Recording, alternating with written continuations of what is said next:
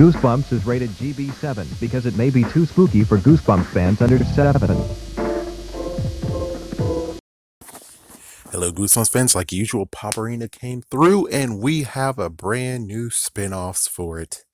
So, man, it's like at least we have 3 spin-offs, believe it or not. I think there's 3. Anyways, I guess what we should do is the interesting fact that Pop Arena just did that I'm like, okay, that's a new interesting take on it.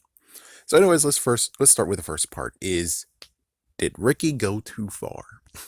Yeah, this is gonna be a messed up stab to one person, which, yeah, sorry to do this. He likes Ricky, but sadly, what the picture Paparina gave us is that Ricky kind of went too far.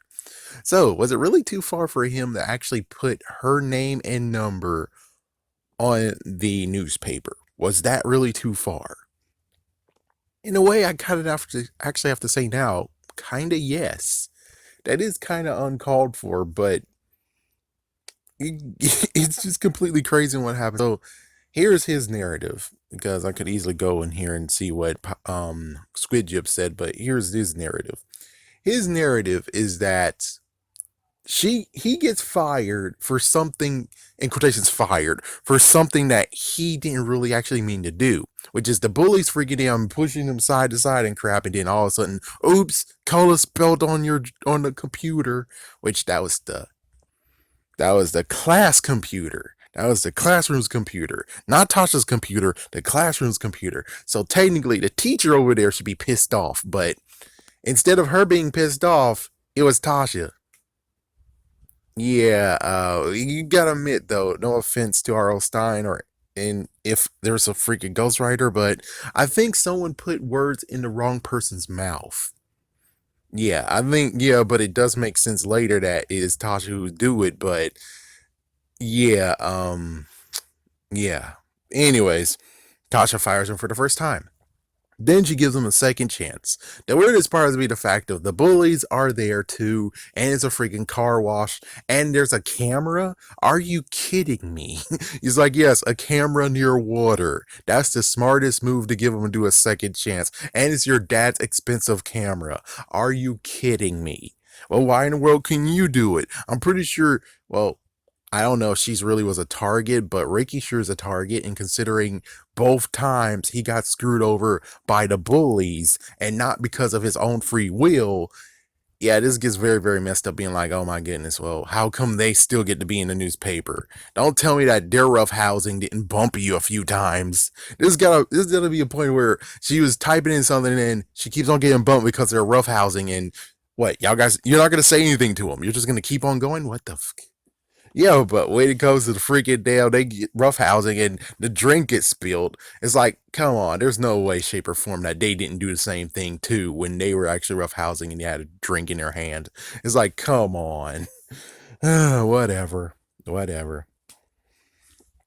So what he decides to do is get revenge on her by putting an extra ad on the newspaper. And then she's like, oh, well, since I'm a perfectionist, screw you. I'm going to put your name in there, which technically it's like, yeah, well, if it was uncalled for, then technically 2 wrongs don't make a right. Am I right? I would kind of hope that if we're going to step in here and say, okay, the new episode version, which of course I know is crazy that I should make that a spinoff too, but I'll do it. It's just that, yeah, I'm just going to double dip right now, is they definitely should, instead of putting like a number, instead they should actually do like email address. It's like, yeah, you just put his email address, and that actually helps everything, because an email is just basically it'll be his phone going boom, boom, boom, or his computer going boom, boom, boom, or some kind of crap. So it's like, yeah, there you go. Weird that he skipped on a part of where his dad's like, go to sleep. Who the hell's calling you at this time of night? Yeah, and I'm shocked that Ricky wasn't like, you know what? Let my dad answer the phone. I'm going to unplug the phone in my room, and they're going to call my dad, and my dad will shoo him away. Case closed. And note, in the original episode, they did actually get rid of his father. Heck, I think we don't even get to have his mother involved either. And I think in the other telling, what Squidjib, I think the parents were a part of it, like at least a small, teeny tiny bit a part of it. But of course, you know how it is. There was funds and stuff, and if they can cut people from actually being actors in this friggin' show, they do it. They're supposed to be four bullies, and well, they made three because, well, we gotta make sure we cut costs somewhere. uh, let's see. So yeah, basically, let's go with his narrative that was a messed up turn that he did.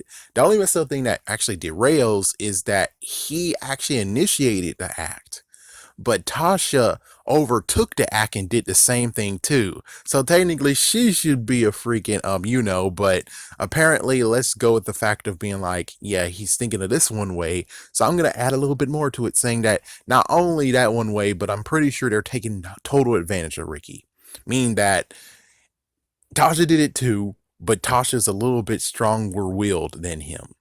Even though it's kind of funny saying that, and then it's like, hey, remember what he said? Here's a cookie. Yeah, she took it. So, where's your strong will now, dummy? It's like, well, I don't know.